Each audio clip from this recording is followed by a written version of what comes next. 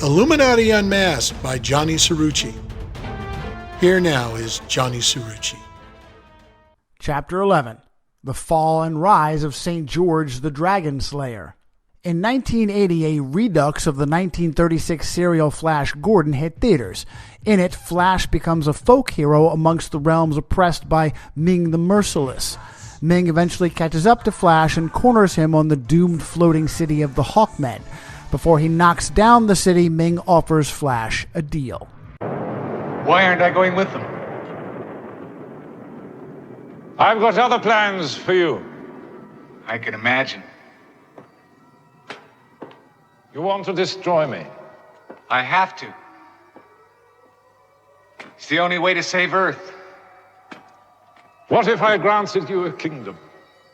If you what? Ming the Merciless, ruler of the universe, here and now, offers Flash Gordon a kingdom of Mongo to rule over as his own. You're crazy. Why would you do that? Because I've never before met your like. You're a hero, don't you see that? Who better than you to rule a kingdom? Your moon is drifting very close now. Earth's end might come within hours. You'd call off the attack? I could. Everyone would be saved? Yes. And no.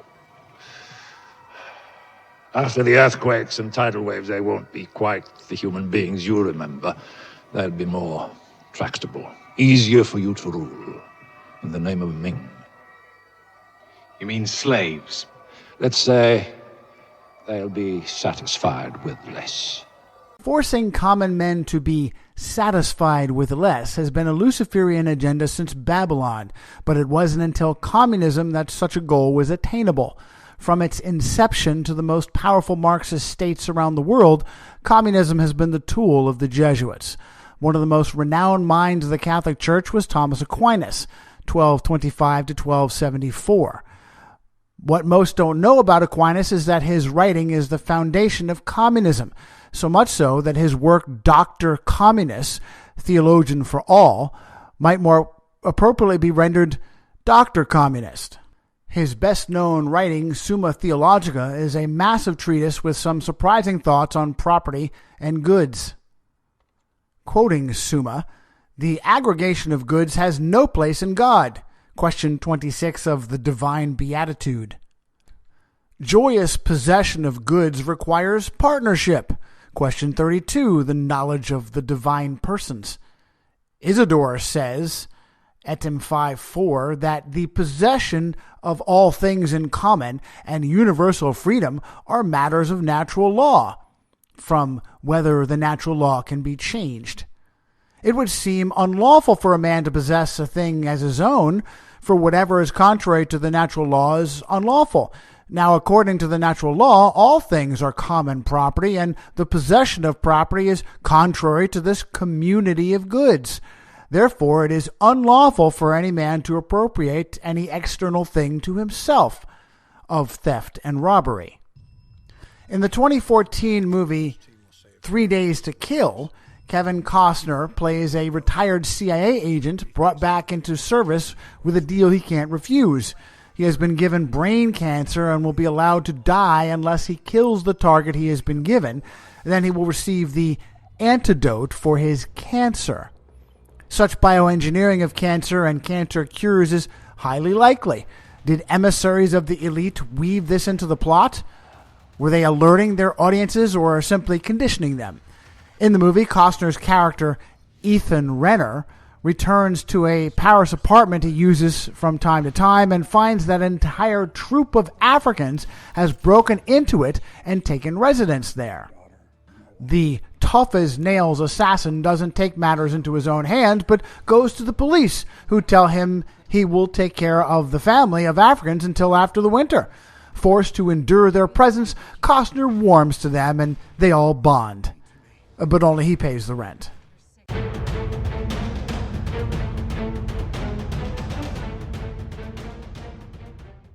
The American experiment is powered by Reformation ideals. As a result, the core leadership at the Vatican and in Rome will forever be America's mortal enemies. A South American advisor to Jesuit Pope Francis heartily agrees with his criticism of capitalism and says these ideals are incompatible with the Church. This from Religion News Service. Taking direct aim at libertarian policies promoted by many American conservatives, the Honduran cardinal, who is one of Pope Francis's top advisors, said Tuesday, which was June 3rd, that today's free market system is a new idol that is increasing inequality and excluding the poor.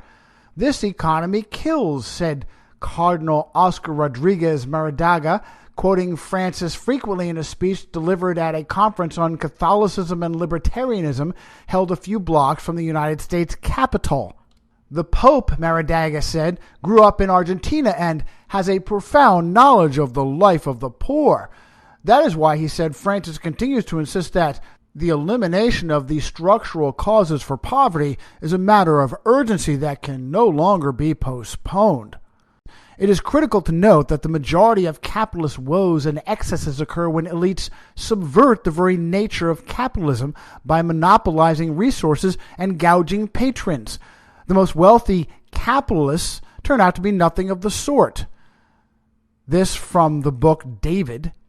Later, in justifying his establishment of one of the most ruthless monopolies mankind has ever been forced to witness, John D. Rockefeller said simply, "Competition is a sin." A featured writer at the National Catholic Reporter lays this all out quite well. One thing to note about libertarianism is that it is first and foremost liberal, in the sense of classical Enlightenment liberals like John Locke. Liberalism arose as a political philosophy at a time when hostility to the Catholic Church was well received, and many assumptions that contradict truths held obvious and foundational by the Catholic Church remain tied up in liberal and therefore libertarian reasoning. Chief among them is the philosophical preference for the primacy of private property rights over all other institutions or conditions, including the common good. In the Catholic tradition, this is reversed. The guarantee of private property ownership and the good of it can only be premised on the common good and must be formulated in relation to the needs of the vulnerable. As John Chrysostom writes, therefore, those who have something more than necessity demands and spend it on themselves instead of distributing it to the needy fellows and servants, they will be meted out terrible punishments. For what they possess is not personal property. It belongs to their fellow servants. This patristic formulation echoes similarly through Ambrose and Augustine, all the way down to medieval heritors like Aquinas, who write that private property is a good insofar as it leads to a better dispensation of things which can then contribute to the common good, and like his predecessors believes that on this respect, man ought to possess external things not as his own, but as common, so that, to wit, he is ready to communicate them to others in their need. Taken together, this current of tradition tracks well with Pope Francis's words on property and Evangelii Gaudium. The social function of property and the universal destination of goods are realities which come before private property. The private ownership of goods is justified by the need to protect and increase them so that they can better serve the common good. So libertarianism misimagines two fundamental poles of its consideration, at least by Catholic lights, both the human person and property. By imagining the right of property to precede the common good of humankind, libertarian philosophy departs sharply from the Catholic imagination, which sees in all things the goodness and generosity of God, and in his people a right to the use of things that provide for the material necessities of life. For this reason, libertarian philosophy and politics cannot be brought into harmony with a Catholic socio-political imagination. And that was Catholicism and Libertarianism Clash Over Property and the Common Good by Elizabeth Stoker-Brunig. Brunig is no blogger. She is an accomplished leftist prized and featured in several well-known publications. In his 1923 encyclical Studiorum Ducum, Pope Pius XI, born Ambrogio Damiano Achille Ratti, commemorated Thomas Aquinas in ways that are unusual to say the least. Citing Studiorum Ducum, in a recent apostolic letter confirming the statutes of canon law, we declared that the guide to be followed in higher studies by young men training for the priesthood was Thomas Aquinas. Pause.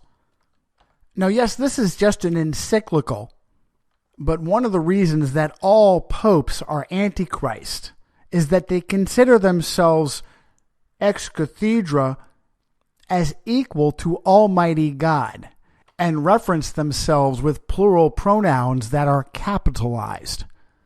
Back to the citation.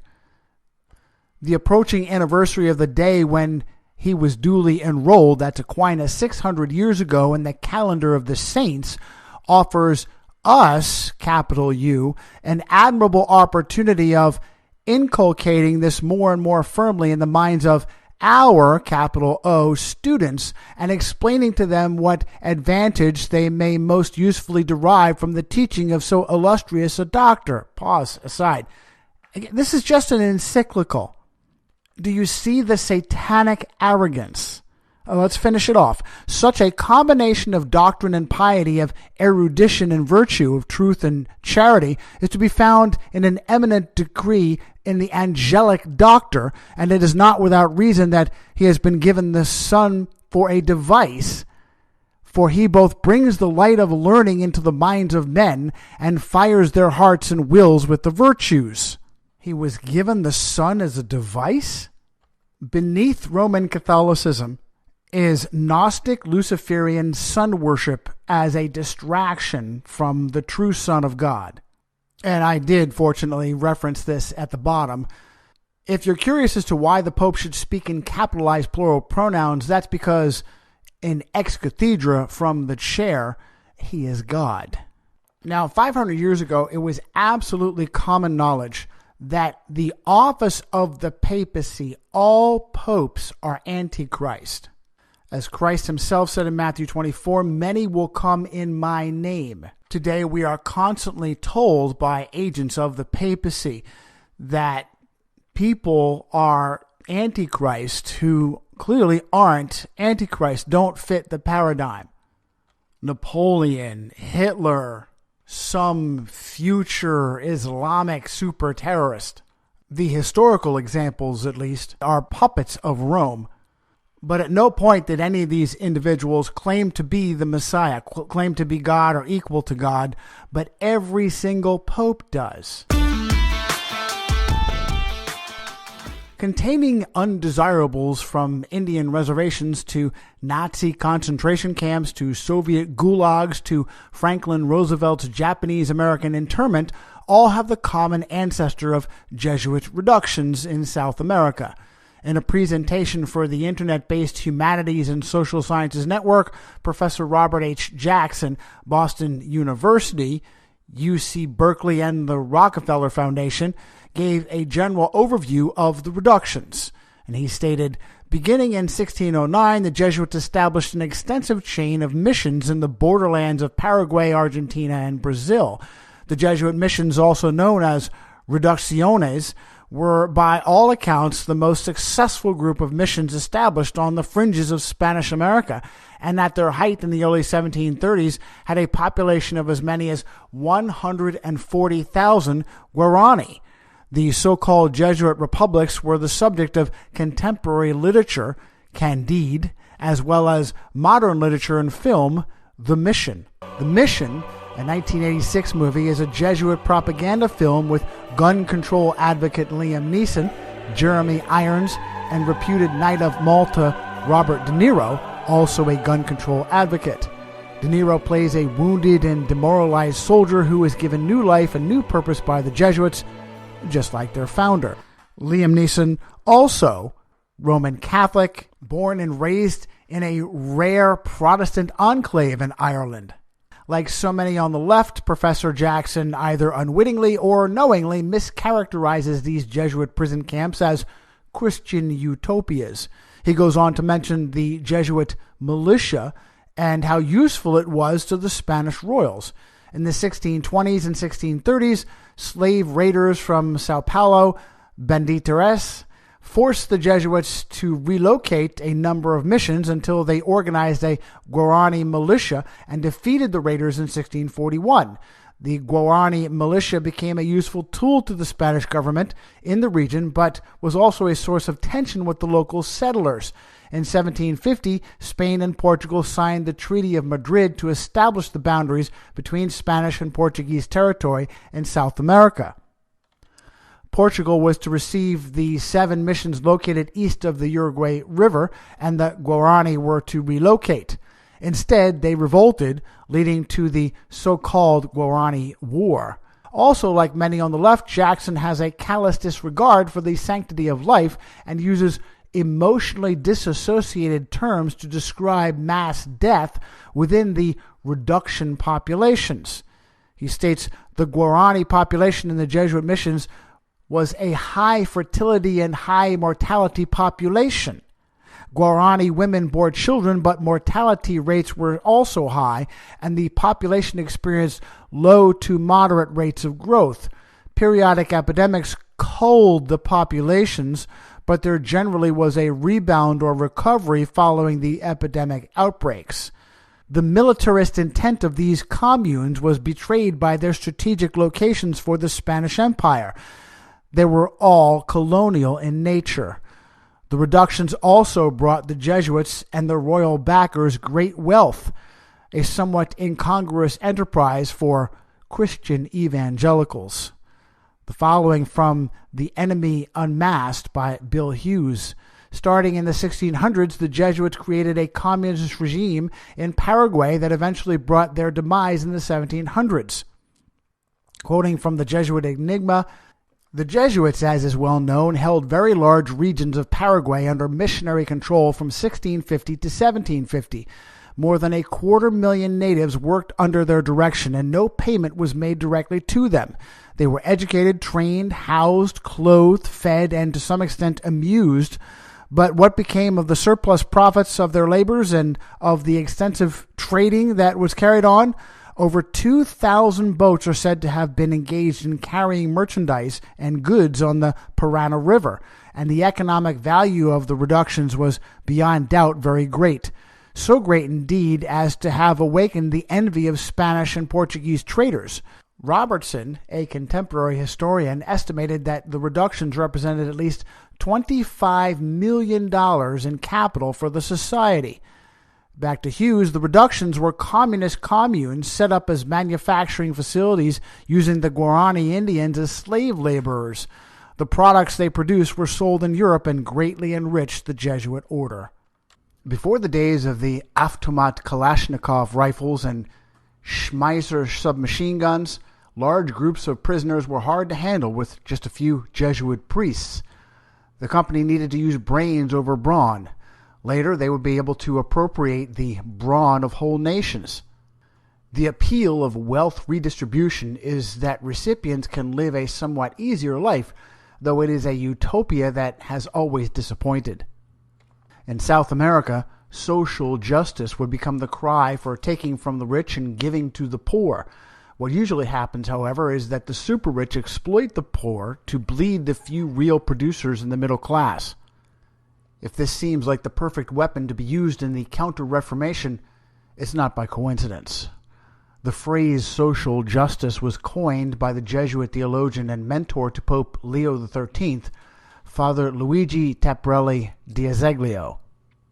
The following from the book Real Social Justice, Pope Leo XIII's social encyclical Rerum Novarum, published in 1891, drew on insights from his former teacher Tapparelli. The utility of communism was immediately seized upon by the Vatican. This from Thomas Baer at the University of Houston. Tapparelli's influence on Leo XIII is evident in the encyclical Aeterni Patris in 1879 on restoring Thomistic philosophy, and in the Magna Carta of Catholic Social Thought Rerum Novarum of 1891, the last draft of which was written by Tapparelli protege Matteo Liberatore.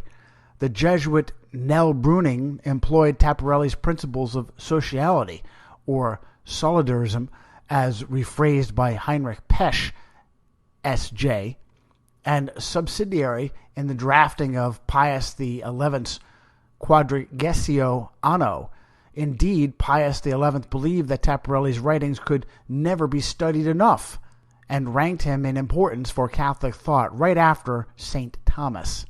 Professor Baer betrays his ideological blindness by comparing Rerum Novarum to the Magna Carta, as they couldn't be more diametrically opposed in their intent.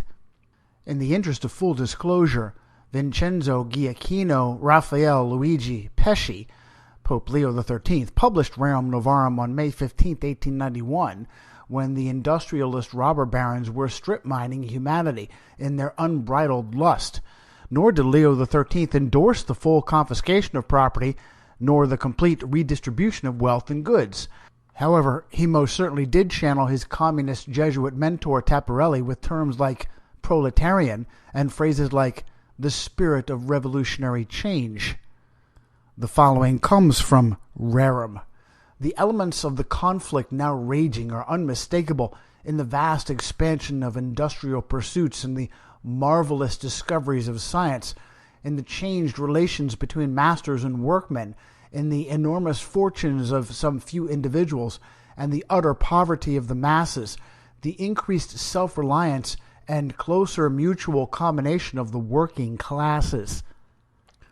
We approach the subject with confidence and in the exercise of the rights which manifestly appertain to us, capital U, for no practical solution of this question will be found apart from the intervention of religion and of the Church. It is we, capital W, who are the chief guardian of religion and the chief dispenser of what pertains to the Church, capital C. It is lawful, says St. Thomas Aquinas, for a man to hold private property, and is also necessary for the carrying on of human existence. But if the question be asked, how must one's possessions be used? The Church replies without hesitation in the words of the same holy doctor. Man should not consider his material possessions as his own, but as common to all, so as to share them without hesitation when others are in need. As regards the state, the interests of all, whether high or low, are equal. The members of the working classes are citizens by nature, and by the same right as the rich. They are real parts, living the life which makes up, through the family, the body of the commonwealth. And it need hardly be said that they are in every city very largely in the majority. It would be irrational to neglect one portion of the citizens and favor another, and therefore the public administration must duly and solicitously provide for the welfare and the comfort of the working classes. Otherwise, that law of justice will be violated which ordains that each man shall have his due. To cite the wise words of St. Thomas Aquinas, as the part and the whole are in a certain sense identical, so that which belongs to the whole, in a sense, belongs to the part. Did you follow that? Among the many and grave duties of rulers who would do their best for the people, really? There's no such animal. The first in chief is to act with strict justice, with that justice which is called distributive toward each and every class alike. These doctrines would metastasize into a literal weapon of mass destruction when further refined by Jesuit students like Karl Marx. The czars had curtailed the actions of the company further and further in Russia until they were expelled completely. There was much to be atoned for, and the Society of Jesus is long on memory and short on mercy.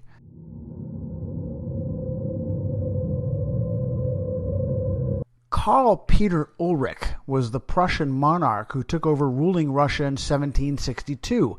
He renamed himself Peter III and married a Prussian woman named Sophie Frederick August van Anhalt-Zerbst-Dornberg. He couldn't even speak Russian. Ulrich managed to alienate everyone around him, from his wife to his personal guard. His ouster was only a matter of time. Within 6 months of his ascension, he was forced to abdicate. He was removed to Ropsha, outside of St. Petersburg, where he died, most likely by assassination. Sophie Frederick donned the moniker Catherine II and took over rule of Russia. Many believe she was the driving force behind her husband's death. Catherine was an admirer of Peter the Great and continued to institute reforms for Russian modernization, though Russia's serfs had a long way to go to be released from their near slave-like status. Catherine was also a friend of the American Revolution. Although she was at odds with the English, she considered their aristocracy to be foppish and incompetent, true then and today. She refused to grant their request for Russian soldiers to fight against the Americans and single-handedly negotiated peace between the protagonists, a very important endeavor given that both France and Spain had chosen to aid the Americans in an effort to weaken the United Kingdom. The British attempted to bribe Catherine with the island of Minorca if she would use her influence to cause France to leave the rebels without aid, and the Empress leaked the information to Louis XVI, much to the humiliation of Britain. As a result, both London and Rome started to hatch plots that would last for centuries, needlessly pitting Russia and America against each other. The following citations from the Washington Times. One has to first set the historical record straight before understanding why the anti-Russian policies were devised in the West. It all started more than 2 centuries ago. Unknowingly, perhaps, the Russians may be suffering today because of their former monarch sympathies for George Washington and the American revolutionaries. Peter the Great, as the Western historians have fondly dubbed him, was in fact merely Peter the First. He was not great any more than Mikhail Gorbachev was great. As an American Orthodox Christian priest once told me, Peter I opened Russia's window to the West but forgot to put up a screen. For everything bad that has happened to Russia in the last 2 centuries has come from the West, as an apparent revenge for Catherine the Great's support of the American revolutionaries. Thus, the Russian czars attracted the wrath of the British royalty and the London bankers, who bemoaned the loss of a rich colony, America now regained under the auspices of the New World Order. In light of the above, the New World Order also brainwashed the predominantly Christian America into believing that the predominantly Christian Russia was supposedly our main foe. After some 8 decades of the New World Order speak in the Western media, the terms Soviet and Russia are being used interchangeably as if they were synonyms. They are not. From its outset in 1917 to its death in 1991, the Soviet system had been inherently anti-Russian. Tens of millions of Russian victims of the Soviets, along with thousands of destroyed or desecrated Orthodox Christian churches, are a tragic reminder of this. Catherine the Great was very much a child of the Enlightenment, and as a result believed in, quote, religious tolerance, end quote. It would be the undoing of both her and her nation.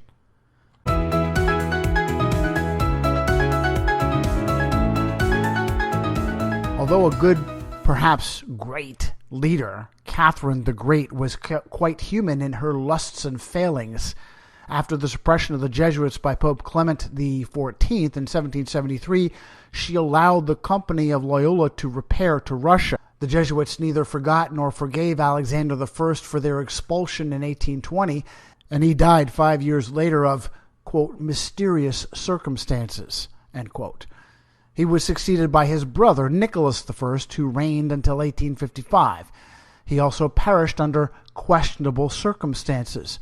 Known to have an iron physique and nearly as little compassion, Nicholas I died in Crimea, supposedly of double pneumonia.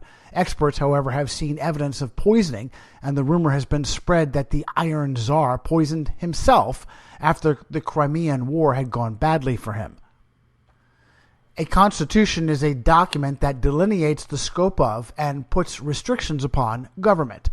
This is a philosophy that sprang from the Reformation, the idea that the individual is responsible before God for their well-being and that there are rule of law limitations upon earthly authorities. The aspirations of America's Protestant rebellion were quite contagious. After freeing Russian serfs in 1861 and instituting a Russian constitution, the successor of Nicholas I, Alexander II, his son, was assassinated in March of 1881 when separatists threw bombs at his carriage. They missed their target and wounded Cossacks that were guarding the Tsar. He insisted upon attending them, and when he emerged from his carriage, more bombs were thrown, and they eventually found their mark. The czars were typical of the ruling class, however, and made it easy for their enemies to foment hatred and subversion. Alexander II was as bold in his reforms for Russia as he was his own depravity, installing his mistress in the same mansion that housed his legal wife and family. It was in caring for orphans of the Crimean War that Alexander II chose from among them his concubine, Catherine Dolgorakia. They had several illicit children. Russia at this time was still very much a feudal society with well-defined class strata. Although Russia was not dominated by the Vatican, the nation was steered by the second leg of the Roman Empire, orthodoxy. The Reformation ideals of self-determination and fierce independence that marked America's beginning had not yet taken root. Pyotr Alexeyevich Romanov, Peter the Great, so-called, who ruled Russia from 1682 to 1725, pulled her into modernization and used the bodies of his own people to do it. The foundation of Russia's imperial capital, St. Petersburg, interestingly named after Romanov's namesake patron saint, the Apostle Peter, were the bodies of 100,000 dead serfs. Soon, popular discontent became organized. This from the Encyclopedia Britannica. Union of Liberation, Russian Soyuz Osbonenia, first major liberal political group in Russia. The union was founded in St. Petersburg in January of 1904 to be a covert organization working to replace absolutism with a constitutional monarchy. Originally the creation of liberal nobility, it soon was dominated by middle-class professional people who gave the union a new militance. The Jesuits took their experiences with the South American reducciones and fed them to a German Jewish aristocrat who had never held a proletariat working-class job in his life, Karl Heinrich Marx. The next citation comes from Karl Marx at biography.com. Marx was an average student. He was educated at home until he was 12 and spent 5 years, from 1830 to 1835, at the Jesuit High School in Trier, at the time known as Friedrich Wilhelm Gymnasium. The school's principal, a friend of Marx's father, was a liberal and Kantian, who was respected by the people of Rhineland but suspect to authorities. The school was under surveillance and raided in 1832. The timing was unmistakable. This citation from the book Social Justice. Marx and Engels fleshed out their science of socialism during the same time frame as Luigi Tapparelli D'Azeglio's Social Justice. This leads to an interesting speculation. Did lines of influence exist between the Jesuit and Marx? Oh, I don't know, Carl Teicherib. What do you think? The Communist Manifesto was published the same year that the Society of Fraternal Democrats called for social justice. Under communism, wealth redistribution was to be used for social ends. In this structure, private property for personal gain was viewed as the cornerstone of the class system and was seen as the cause of social injustices and strife. Wealth redistribution, therefore, was aimed at producing a society where all people were economically equal, hence the abolition of bourgeois property, that of the capitalist class, was key to communism. It was no coincidence that Marx hailed from a Catholic bastion within the heart of the Reformation. This from the book Karl Marx, A Life. Marx was a bourgeois Jew. His father was a wealthy upper-middle-class lawyer, not a working middle class. That's insertion from me. From a predominantly Catholic city within a country whose official religion was evangelical Protestantism. Now the weapon was pointed at Russia's weakest point. Ruled by arrogant elites, the poor underclass was desperate for justice of any kind. This was where the Union of Liberation came in. The below citation is from Wikipedia. The Union of Liberation was a liberal political group founded in St. Petersburg, Russia in January of 1904 under the influence of Peter Struve, a former Marxist. Its goal was originally the replacement of the absolutism of the Tsar with a constitutional monarchy. Its other goals included an equal, secret, and direct vote of all Russian citizens and the self-determination of different nationalities such as the Poles, by the way, who were very much Catholic, that lived in the Russian state. The origins of the Union of Liberation can be traced back to 1901, when Russian liberal exiles created a periodical called Liberation, which included ideas such as a constitutional monarchy. Not surprisingly, it was an extremely secretive organization. Critics and researchers have wondered if the secrecy was to hide a foreign hand. Next is from the periodical Russian Review. Despite its obvious importance in the history of the Russian Revolution, very little is known about the structure and operations of the Union. All writing about the Union in these respects has had to rely almost exclusively on the brief semi-autobiographical account by one of its most attractive organizers, Prince Dmitry Ivanovich Tchaikovsky, and on bits of information scattered among the memoirs of a few ex-members. Tchaikovsky would go on to become a key figure in the Bolshevik Revolution, so-called, and later serve in the First State Duma, the Soviet legislature, until he was executed by the NKVD. This from the Moscow Times. In an ironic twist of fate, many of the same NKVD staff who worked at the site where Tchaikovsky was shot and dumped were later targeted by purges and found themselves executed in the same shooting range. They now lie within their erstwhile victims in mass graves, and their remains are now indistinguishable. Note that the Union's original goal was to replace the Tsar with a constitutional monarchy, an elite bounded by the rule of law. That is most assuredly not a Marxist ideal, and the Union's founder, Pyotr Bernardovich Struve, emerged as a true Russian patriot who turned his back on Jesuitical Marxism. Again from so-called user-edited Wikipedia, Pyotr Bernardovich Struve, 1870 to 1944, was a Russian political economist, philosopher, and editor. He started out as a Marxist, later became a liberal, and after the Bolshevik Revolution joined the White Movement. From 1920, he lived in exile in Paris, where he was a prominent critic of Russian communism. Although the White Movement was not allowed to survive, this seems to be where Russian Orthodox father Georgy Gapan drew his inspiration from.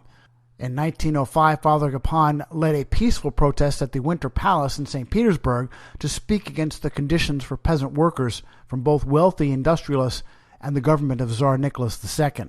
It was reported that Nicholas told his Cossack guards to treat them like rebels, and 200 Union members were killed with 800 wounded.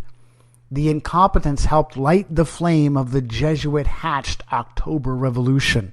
The following citation is from Descent into Darkness.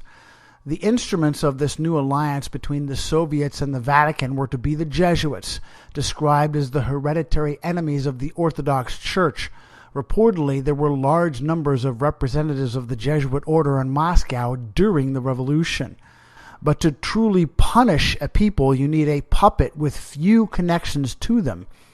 Herod, who would think nothing of slaughtering all the boys in Bethlehem from 2 years old to newborn, wasn't a Jew. He was an Edomite. Napoleon Bonaparte wasn't French. He was from Corsica. Adolf Hitler wasn't Teutonic. He was Austrian. With good reason has Barack Hussein Obama failed to produce a valid birth certificate.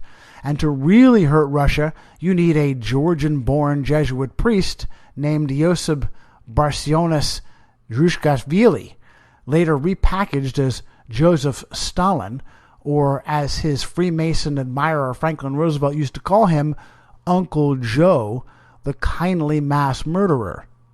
And oh, by the way, the name Zugashvili means of the Jewish people, so he was a converso Jew trained to be a Jesuit priest, which is absolutely perfect for Rome.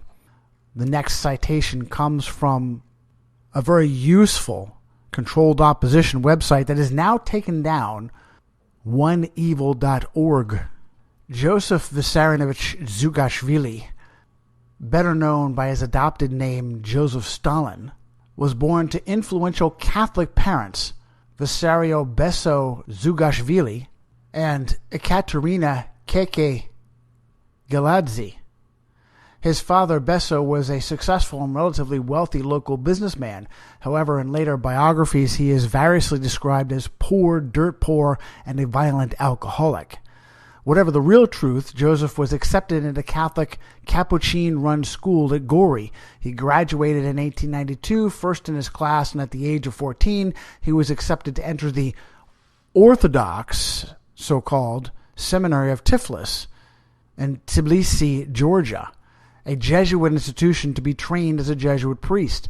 In spite of contrary history written about the Jesuit-run seminary, the Jesuits remained in Russian territory after the order was banned by Alexander I in 1820. Pause as an aside that that's what they do every time. Maintaining control of several institutions, including the seminary of Tiflis. Stalin himself openly admitted the Jesuit control of the institution in his famous interview with Jewish journalist Emil Ludwig Cohen. Ludwig, what impelled you to become an oppositionist? Was it perhaps bad treatment by your parents? Stalin, no, my parents were uneducated, but they did not treat me badly by any means. But it was a different matter at the Orthodox Theological Seminary, which I was then attending. In protest against the outrageous regime and the Jesuitical methods prevalent at the seminary, I was ready to become, and actually did become, a revolutionary, a believer in Marxism as a really revolutionary teaching. Ludwig, but do you not admit that the Jesuits have good points? Stalin, yes, they are systematic and persevering in working to achieve sordid ends, but their principal method is spying, prying, worming their way into the people's souls and outraging their feelings. What good can be in that? For instance, the spying in the hostel. At 9 o'clock, the bell rings for morning tea. We go to the dining room. When we return to our rooms, we find that, meantime, a search has been made and all our chests have been ransacked. What good point can there be in that? Pause as an aside. Notice that first he says Jesuitical about his seminary, implying that it wasn't Jesuits. They just acted like Jesuits. Then he actually says outright, yes, the Jesuits were there spying, prying, and worming into the students' souls. Back to the citation. While accounts of his time at Tiflis have been changed many times, it is universally accepted that Stalin was the star pupil of the seminary. As a result, the events of 1899 remain shrouded in mystery. In the final week of his studies, having completed 7 years as the star pupil of the Jesuits, Stalin is variously claimed to have quit or been expelled. Neither account adequately explains how a seminary student of 7 years suddenly appeared influential and active in coordinating the Georgian social democratic movement less than 12 years later, an achievement that could not possibly have happened without substantial support. The more credible and controversial conclusion is that Stalin did graduate from the Jesuit seminary as a proper Jesuit priest, with his first assignment being to infiltrate and manage the Georgian underground against Russian Tsarist government. Again, the fact that Stalin was awarded an academic position at the Tiflis Observatory gives credence to his Jesuit credentials and complete study. His double life as a secret leader of the May Day uprising in 1901, less than 2 years from graduating from the Jesuit seminary, attests to his skill as a key Jesuit agent. It is critical to note that although Russia is considered an Orthodox nation, her most important institutions were infiltrated and even run by Jesuits. And Stalin did very much punish Russia. History texts have been rewritten to hide the demonic brutality of communism behind the sensationalized evil of Nazism. The rare school child who has heard of Adolf Hitler knows nothing of Mao Zedong or Joseph Stalin, yet they far outstripped the Austrian corporal in mass slaughter. The following from Palash Ghosh. Stalin's extremely brutal 30-year rule as absolute ruler of the Soviet Union featured so many atrocities, including purges, expulsions, forced displacements, imprisonment in labor camps, manufactured famines, torture, and good old-fashioned acts of mass murder and massacres, not to mention World War II, that the complete toll of bloodshed will likely never be known. An amoral psychopath and paranoid with a gangster's mentality, Stalin eliminated anyone and everyone who was a threat to his power, including and especially former allies. He had absolutely no regard for the sanctity of human life. But how many people was he responsible for killing? In February of 1989, 2 years before the fall of the Soviet Union, a research paper by Georgian historian Roy Alexandrovich Medvedev, published in the weekly tabloid Argumente I Fatti, estimated that the death toll directly attributed to Stalin's rule amounted to some 20 million lives, on top of the estimated 20 million Soviet troops and civilians who perished in the Second World War, for a total tally of 40 million. As impossible as it would seem, Mao Zedong's hands are even bloodier than Joseph Stalin's. Mao Zedong may be the most brutal, vicious killer in the history of mankind. He slaughtered so many of his own people, an accurate accounting is impossible, as bodies in mass graves are still being found. Estimates range from 70 to 100 million human beings. One source has him slaughtering 60 million Chinese in 5 years by starvation. Stalin would punish the Ukraine with 7 million dead by starvation as well. Since then, China remains the last major communist power, and it was all made possible by traitors in the American government, starting with Harry S. Truman and George C. Marshall. The following is a citation from The Iron Curtain Over America. President Truman's amazing desertion of nationalist China, so friendly to us throughout the years following the Boxer Rebellion in 1900, has been thus summarized by Congressman Joe Martin. President Truman, on the advice of Dean Acheson, announced to the world on December 15, 1925, that unless communists were admitted to the established government of China, aid from America would no longer be forthcoming. At the same time, Mr. Truman dispatched General Marshall to China with orders to stop the mopping up of communist forces, which has been carried out so successfully to the conclusion by the establishment of the government of China. Our new ambassador to China, General of the Army George C. Marshall, conformed under White House directive, see his testimony before the Combined Armed Services and Foreign Relations Committee of the Senate in May 1951, to the dicta of the State Department's communist-inclined Camarilla, and made further efforts to force Chiang to admit communists to his government in the effective numbers, no doubt, which Mr. Truman had demanded in his statement of December 15th. The great Chinese general, however, would not be bribed by promised loans, and thus avoided the trap which our State Department snared for communism the states of Europe. He was accordingly paid off by the mishandling of supplies already en route, so that guns and ammunition for those guns did not make proper connection, as well as by the eventual complete withdrawal of American support as threatened by Mr. Truman. Thus, President Truman, Ambassador Marshall, and the State Department prepared the way for the fall of China to Soviet control. They sacrificed Chiang, who represented the westernized and Christian element in China, and they destroyed a friendly government which was potentially our strongest ally in the world, stronger even than the home island of maritime Britain in this age of air and guided missiles. The Chinese were heretics that had thrown the Jesuits out in 1724. They needed to be punished, and communism was the perfect Jesuit-created weapon to do it. The hand of communism has been so heavy upon the United States that some have wondered, did the Soviet Union really collapse? Is there a secret agenda to turn the USA into the USSR? Thanks to KGB defector Anatoly Golitsyn, many on the right think this is exactly the case. The following citation is from The Blaze. Golitsyn is an ex-KGB officer who defected to the West back in 1961, in his own words, to warn the American government about the adoption of the current grand strategy for communism and the political role of the KGB, and the use of disinformation and controlled political opposition which the strategy entailed, and help the West neutralize KGB penetration of their governments. Golitsyn's overarching thesis, the so-called grand strategy, is laid out in painstaking detail over the two books New Lies for Old in 1984 and The Perestroika Deception in 1985, which can be summarized as follows. The Soviets developed a long-range strategy to defeat the West back in the late 1950s based on Leninist strategy of strategic deception and subterfuge, replete with a planned collapse, including potentially tearing down the Berlin Wall, which Golitsyn first detailed in a 1978 memorandum embedded in the end of this post, in combination with perestroika and glasnost, words whose true definitions were far different from those the West ascribed to them.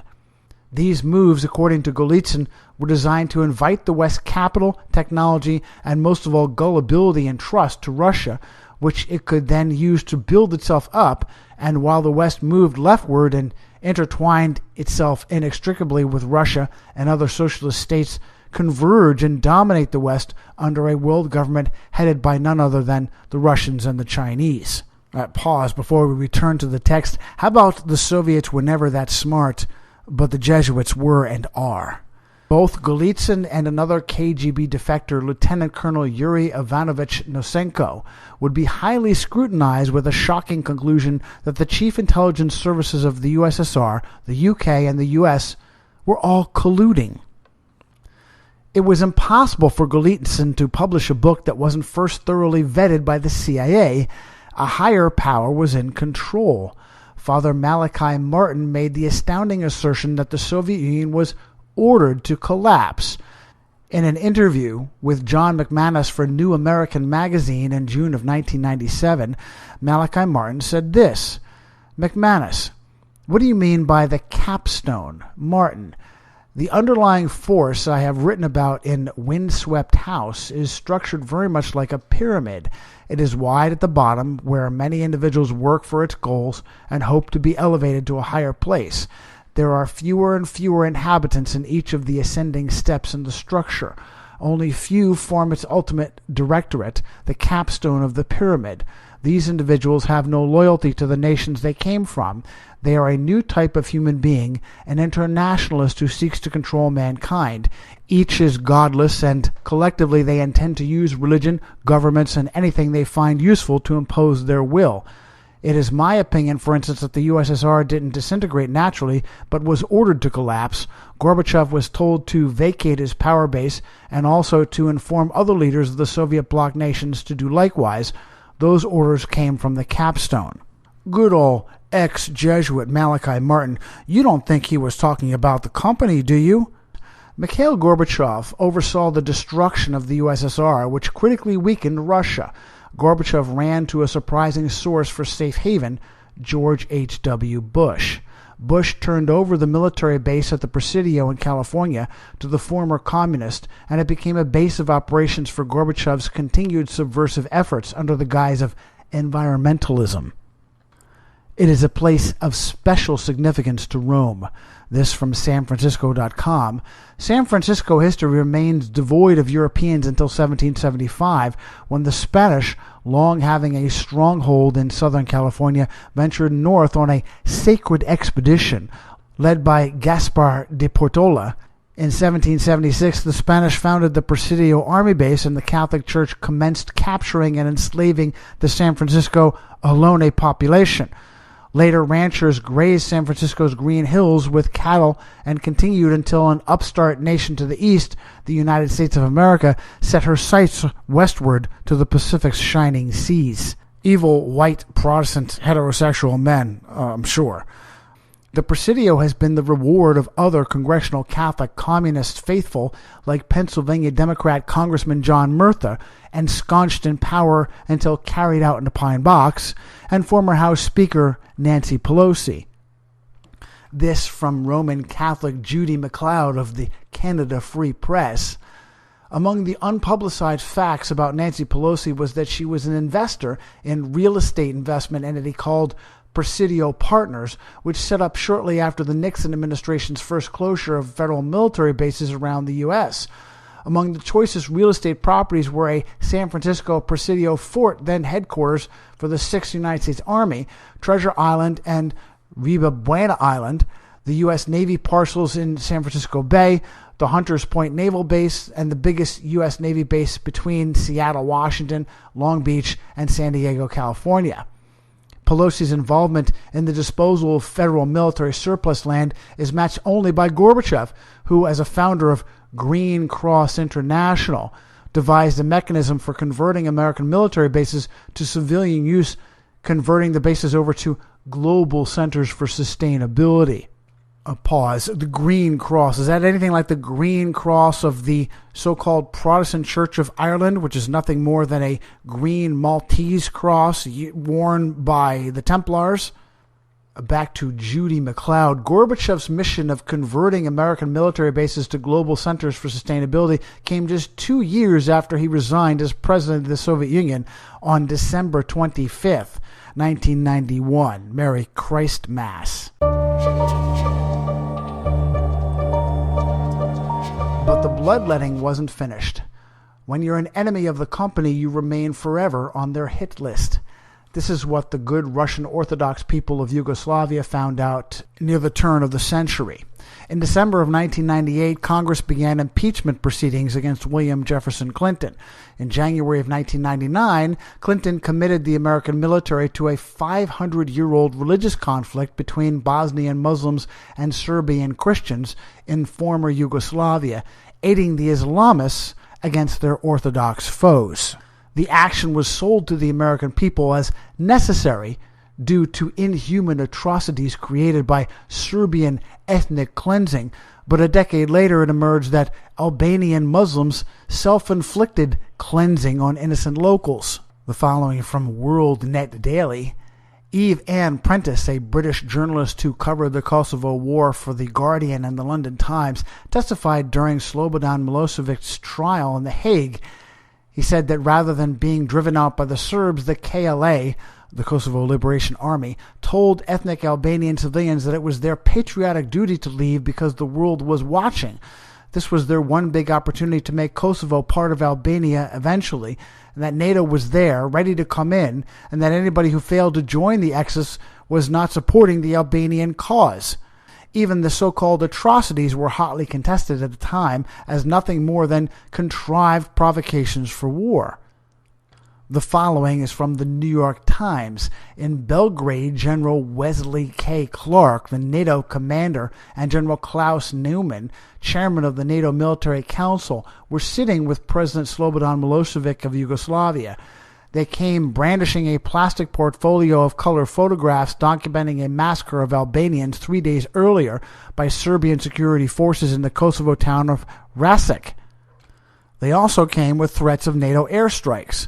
This was far from their first encounter with the Serbian leader, but this time they recalled they found a newly hardened man with a bunker mentality. This was not a massacre, Milosevic shouted. This was staged. These people are terrorists. When General Clark warned him that NATO would start telling me to move aircraft, Milosevic appeared infuriated by the prospect of bombings. He called the general a war criminal. There were, however, atrocities found to have been committed upon the Christian Serbs, nothing less than slavery, rape, torture, and organ harvesting. This from Vice.com.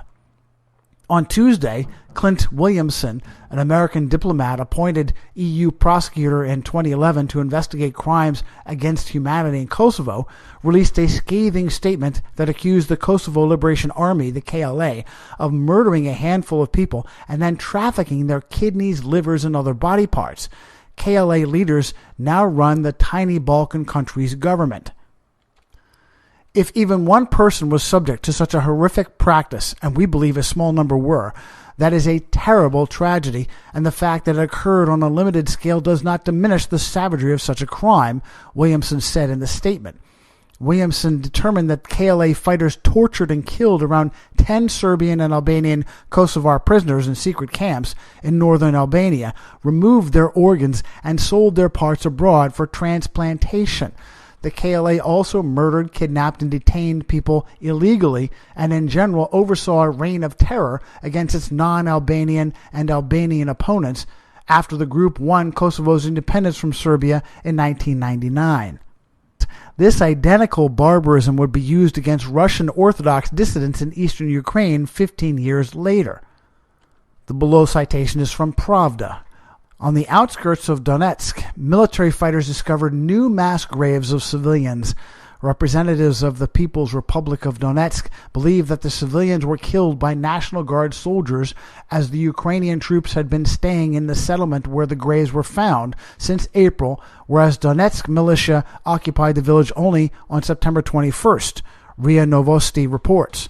However, Kiev officials deny the information. Earlier, a representative of the Council of National Security and Defense of Ukraine, Andrei Lysenko, said that no soldier of the National Guard is ever staying in that location. Prime Minister of the People's Republic of Donetsk, Alexander Zakharchenko, told the Russian news service that there were 3 burials of civilians found, about 40 dead bodies of civilians, prisoners of war, and Ukrainian militia soldiers. According to Zakharchenko, an examination of the bodies showed the victims lacked internal organs. However, he noted it remains unclear whether the organs had been harvested at the time when the victims were alive or dead. OSCE observers confirmed reports about the discovery of 3 mass graves in the Donetsk region in the village of Nitsenya Krinka and its surroundings on September 23rd.